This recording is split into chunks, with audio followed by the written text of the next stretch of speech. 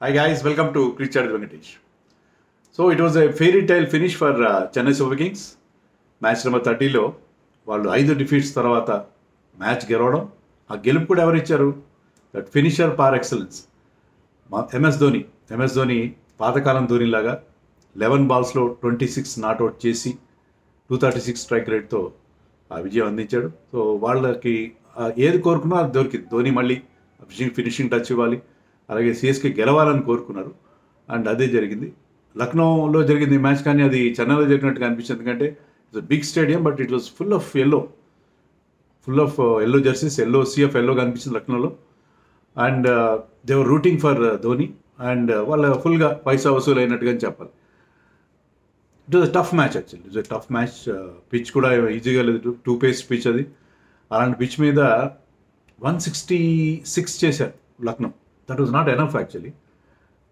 ఇంకొక 10-15 runs short అని చెప్పి మ్యాచ్ తర్వాత రిషబ్ పంత్ కూడా అన్నాడు, డెఫినెట్గా 10-15 రన్స్ షార్ట్.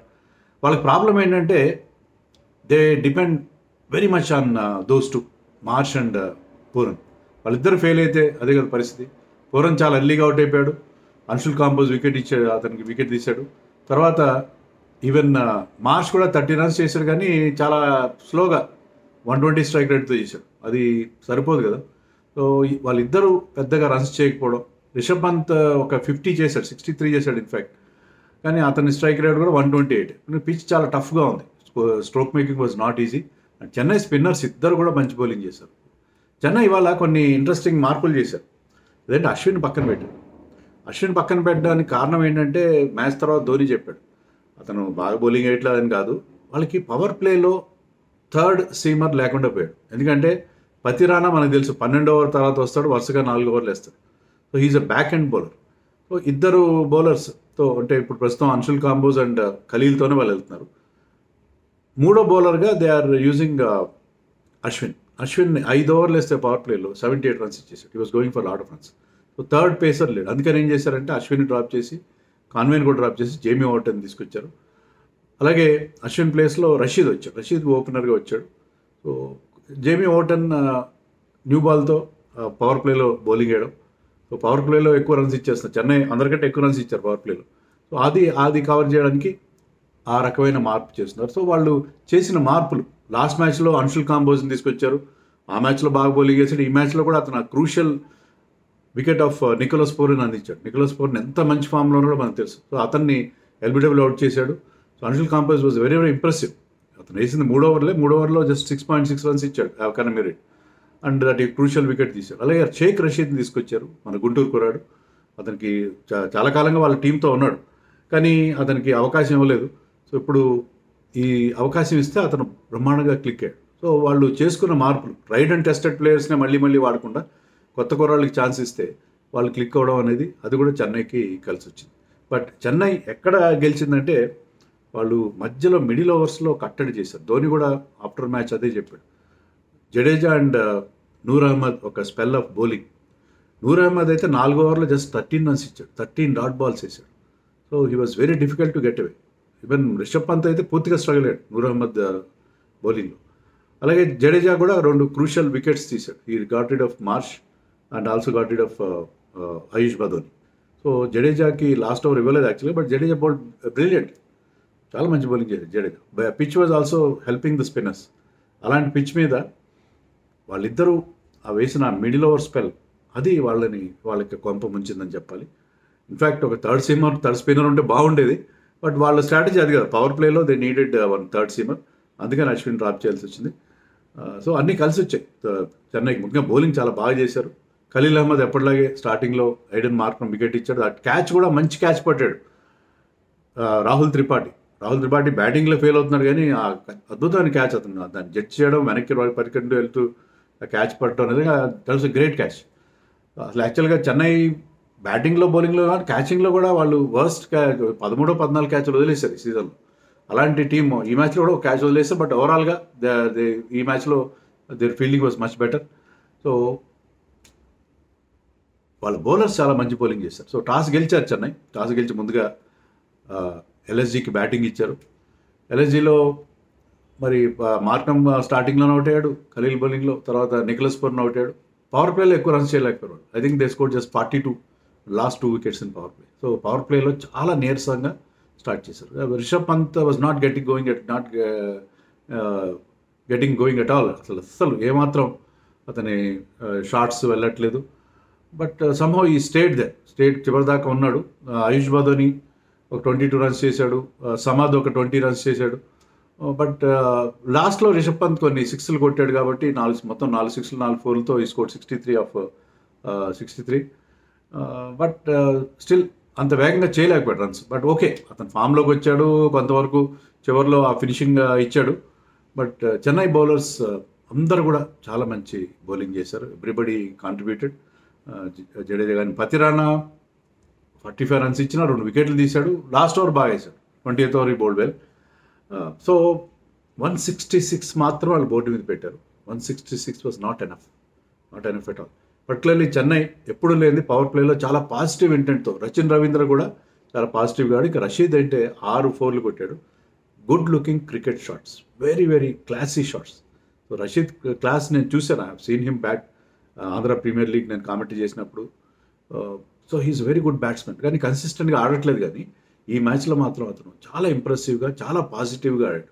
అది చేసిన 27 runs 19 balls, 142 strike rate. But కొట్టిన 6 6లు చాలా ఇంప్రెసివ్గా ఉన్నాయి. ధోని కూడా అదే చెప్పాడు, నెక్స్ట్లో చాలా మంచి బ్యాటింగ్ చేస్తున్నాడు అతను, పేసర్స్కి అగేన్స్ట్గా, స్పిన్నర్స్కి అగేన్స్ట్గా. కానీ ఒక్కటే గుర్తుపెట్టుకోవాలంటే, నేను కూడా మిగతా ఓపెనర్స్ లాగా, అంటే అభిషేక్ శర్మ లాగా పెద్ద షాట్లు, అభిషేక్ శర్మ అనలేదు, బిగ్ షాట్స్ కోసం వెళ్ళాలి అని అనుకోకుండా ఉంటే, అతనికి ఏంటంటే is a class player. Ruturaj Gaikwad kind of a player. Ruturaj లేని లోటుని అతను తీరుస్తాడు. ఆయుష్ మహాత్రేని టీంలో చేర్చారు, బట్ రుతురాజ్ ఎలా క్లాసీగా ఆడతాడో అలాంటి క్లాసీ స్టైల్లో ఆడగల ప్లేయర్. అండ్ అతను రవీంద్ర కలిసి రషీద్ పవర్ ప్లేలోనే అవుట్ అయ్యాడు. But by the time he got out, they already 52 runs opening partnership వచ్చింది. One of the best partnerships for Chennai this season. And power ప్లేలో they scored 59 for 1. So power ప్లేలో ముఖ్యంగా, ఎందుకంటే ఈ పిచ్ మీద బాల్ మెత్తబడిన కొద్దీ స్పిన్నర్స్ ఎప్పుడైతే బౌలింగ్కి వస్తారో, అలాగే ఫీల్డ్ స్ప్రెడ్ అవుతుందో అప్పుడు రన్స్ చేయడం చాలా కష్టం. సో పవర్ ప్లేని అన్కాష్ చేసుకోవాలి.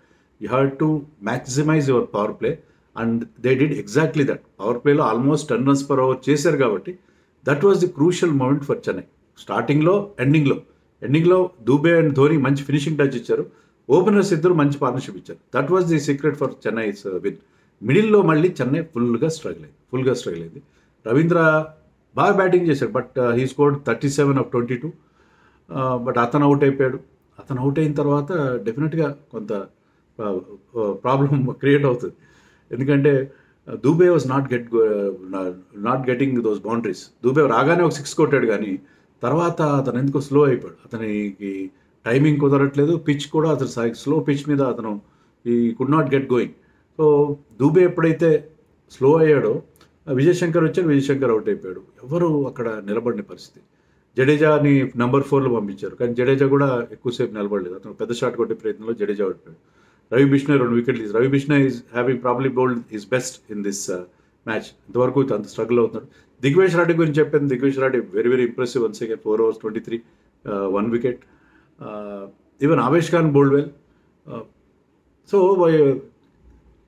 LSG bowlers also bowled well. ముఖ్యంగా మిడిల్ ఓవర్స్లో ఆ స్పిన్నర్స్ ఇద్దరు, ప్లస్ మార్క్రమ్ కూడా థర్డ్ స్పిన్నర్గా వచ్చాడు. మార్క్రమ్ కూడా తను ఫుల్ కోటా వేసాడు. 4 overs 25 runs ఇచ్చి 1 wicket తీశాడు.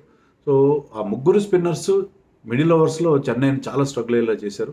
సో చెన్నై గెలుస్తుందా అన్నట్టుగా అనిపించలేదు. కానీ విజయ్ శంకర్ ఎప్పుడైతే అవుట్ అయ్యాడో 15th over లాస్ట్ బాల్కి, తర్వాత ధోని వచ్చి రావడంతోనే ఆ పాజిటివ్ ఇంటెంట్, ఒక బ్యూటిఫుల్ బౌండరీ కొట్టాడు ఓవర్ ఎక్స్ట్రా కవర్. దాంతో అతని హిట్టింగ్ స్టార్ట్ అయింది. తర్వాత ఒక 100 6 కొట్టాడు. సో ధోని అంత పాజిటివ్గా ఆడుతున్నాడు కాబట్టి శివం దుబే ఇన్నింగ్స్ కూడా నాకు నచ్చింది. శివం దుబే స్కోర్ 43, 116 అంత స్ట్రైక్ రేట్. కానీ ఏంటంటే వికెట్లు పడుతున్నాయి. He stayed till the end. డీప్గా తీసుకెళ్ళాలి గేమ్ని, ఎందుకంటే ధోని ఉన్నాడు, తర్వాత Jamie Overton also can bat. So వాళ్ళిద్దరు ఉన్నారు కాబట్టి నా బ్యాటింగ్ నాట్, బట్ ఒక ఎండ్లో నేను ఉంటాను. అతను యాక్చువల్గా హీ ఈజ్ ద హిట్టర్, అతను ఆ బిగ్ హిట్స్ కొట్టాలి. కానీ ఒక ఎండ్లో నేను ఉంటానని చెప్పి చాలా మెచ్యూర్డ్గా అతను ఆ డెసిషన్ తీసుకున్నాడు. He was playing that anchor role and played it to perfection. 43 not out అతను చేసింది. అలాగే ధోని ఆ ఫినిషింగ్ టచ్ ఎక్సలెంట్గా ఇచ్చాడు కాబట్టి 26 runs. ఇద్దరు కలిసి ఒక మంచి పార్ట్నర్షిప్తో 115 దగ్గర ఎక్కడో పడింది 5th వికెట్. ఆ తర్వాత వీళ్ళిద్దరు కలిసి చాలా మంచి పార్ట్నర్షిప్తో టీంని గెలిపించేశారు. సో చెన్నైకి చాలా ఓవర్నిచ్చే విజయం. రవి బిష్ణోయ్ ఒక ఓవర్ మిగిలిపోయింది, అది వేయించుంటే బాగుండేది. బట్ శివం దుబే గేర్ మారుస్తాడు, దేవుని ఇచ్చాడు 15th ఓవర్ తర్వాత. 16th ఓవర్ రవి బిష్ణోయ్కి ఇస్తే వీళ్ళు స్పిన్నర్ని మీద అటాక్ చేస్తారనుకుని ఏంటో సేఫ్ ఆప్షన్గా పేసర్స్ కోసం వెళ్ళాడు. శార్దుల్ ఠాకూర్ ముఖ్యంగా 19th ఓవర్లో ఒక హై ఫుల్ టాస్ వేసాడు, అది నో బాల్ కూడా అయింది. దానికి 6 వచ్చింది శివం దుబే. ఆ 6 రాకుండా ఉంటే కొంచెం ఏమైనా ఎల్ఎస్జీకి అవకాశం ఉండేదేమో, ఎందుకంటే టైట్గా ఉంది అంతవరకు. ఎప్పుడైతే ఆ 6 వచ్చిందో, అది నో బాల్ అయిందో, 7 runs అపనంగా వచ్చినాయో, అంటే he was trying to bowl those wide yorkers. కానీ ఒకటే స్ట్రాటజీతో వెళ్తే మీరు you're trying to bowl only 1 delivery in the slog overs, అది కొంచెం ఇబ్బందికరంగా మారుతుంది. దానివల్ల ఏంటంటే అది మీ యార్కర్స్ వేయడానికి వెళ్ళినప్పుడు ఇలాంటి ప్రమాదాలు కూడా జరుగుతాయి. సో ఆ 19th ఓవర్ శార్దుల్ ఠాకూర్ అంత ఎఫెక్టివ్గా వేయలేకపోయాడు. She has been so very good so far in this season. But ఇక్కడ మాత్రం 19th ఓవర్లో అతను దెబ్బతిన్నాడు. దానివల్ల LSG could not win this match. But they were already short 10-15 runs short వేయరు, అది క్లియర్గా కనిపించింది. But it is a very good victory for Chennai. ఇప్పుడు ఎస్ఆర్హెచ్ వరుస ఓటముల తర్వాత వాళ్ళు గెలవడం, చెన్నై గెలవడం, ఇంకా ఇలా అయితే బాగుంటుంది. అన్ని టోర్నమెంట్ వైడ్ ఓపెన్గా ఉంటుంది, అందరు కూడా కంటెన్షన్లో ఉంటారు. సో చెన్నైకి చాలా చాలా స్వీట్ విక్టరీ ఆఫ్టర్ 5 losses.